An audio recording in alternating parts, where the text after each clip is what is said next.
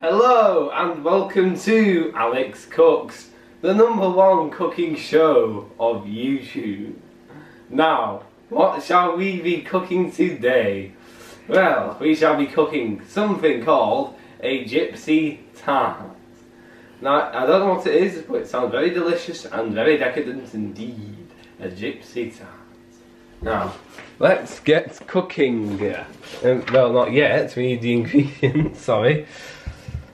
Okay, so you'll need 300 grams of plain flour plus extra for dusting, 150 grams of unsalted butter cubed, 1 medium egg beaten, 410 grams tin of full fat evaporated milk, and 280 grams of dark muscovado sugar.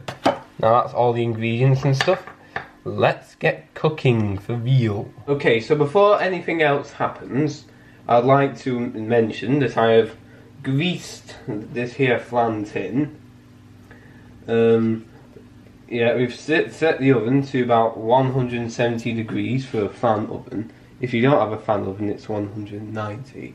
I believe the correct calculation, if you haven't got a fan oven, is to put it 20 degrees over what the fan oven instructions dictate. And also we're going to put this tin into the oven to get hot.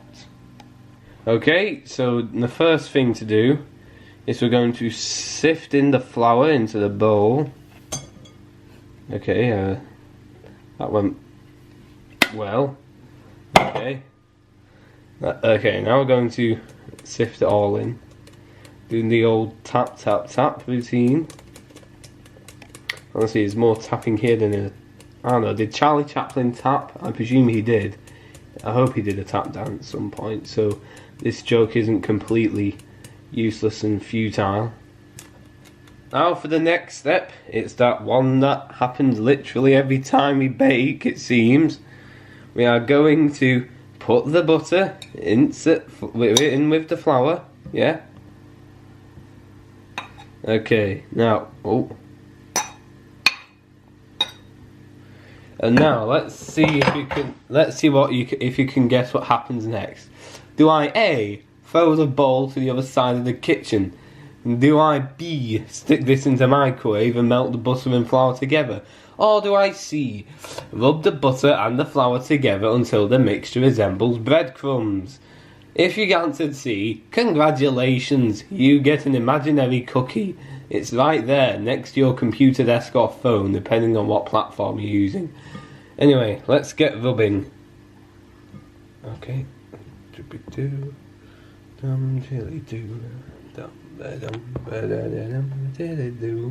Okay, now you can see how it now resembles fine breadcrumbs. The thing to do now is to pour in the egg. Here we go.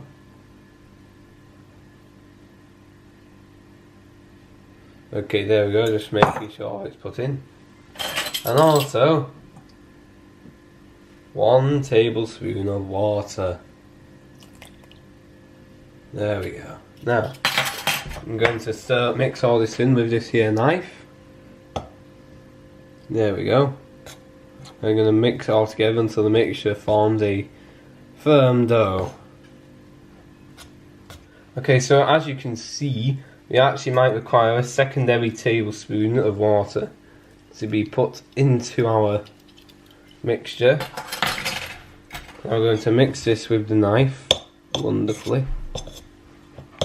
Okay, so now, as you can see, we've actually got this here dough. We've rolled into a ball and we've covered it in cling film.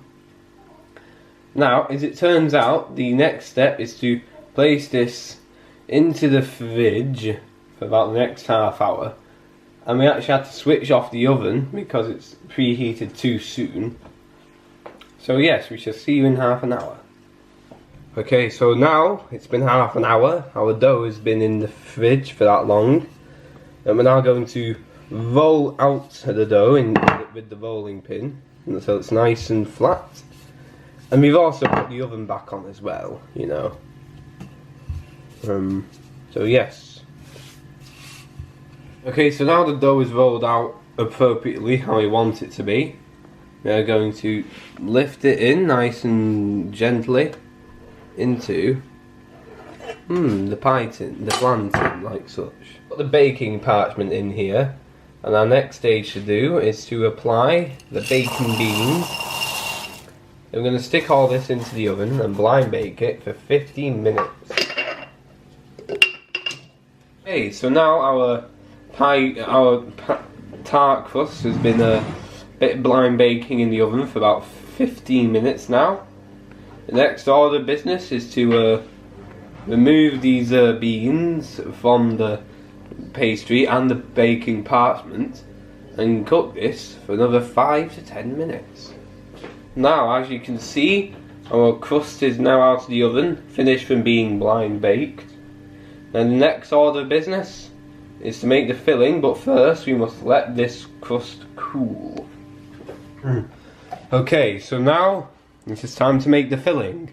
We have this here muscovado sugar, and we're going to pour all this into the bowl here, and then we're going to whisk this for a full 15 minutes, so using right here. Okay, well, it's all evaporated milk, by the way. Oh, well, I've just got to deal with this excess cable somehow.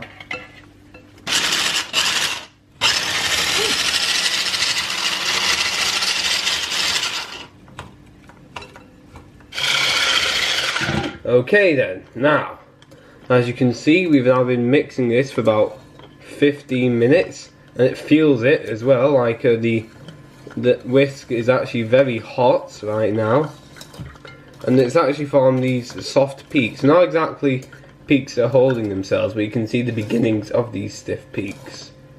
Now I presume we pour this into the pastry filling, casing I meant, and then we put it in the fridge to chill.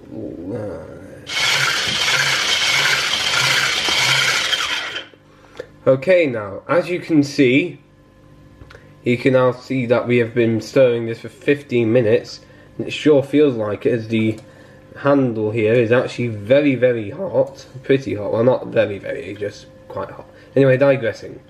So it's now formed soft peaks, the mixture has, and now we're going to pour this into the pastry, we're going to pour this into the pastry filling, and then we're going to bake it for 20 minutes on the baking sheet that we prepared earlier.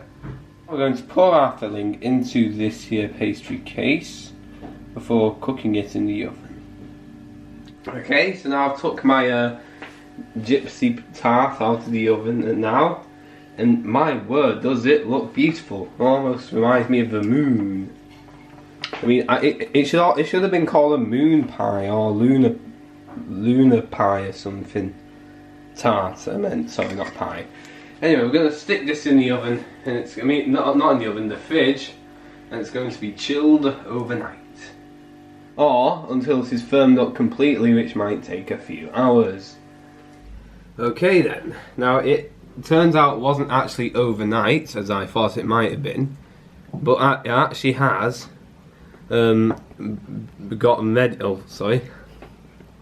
actually has prepared itself already, you know, like it's cooked a lot faster than we thought it would have been, which was about over the course of 4 hours, you know. Anyway, we're going to get a scoop of this. Scoop of this. Just get on together. Spoon. The spoon! And there we go. Here we go. Down the hatch it goes.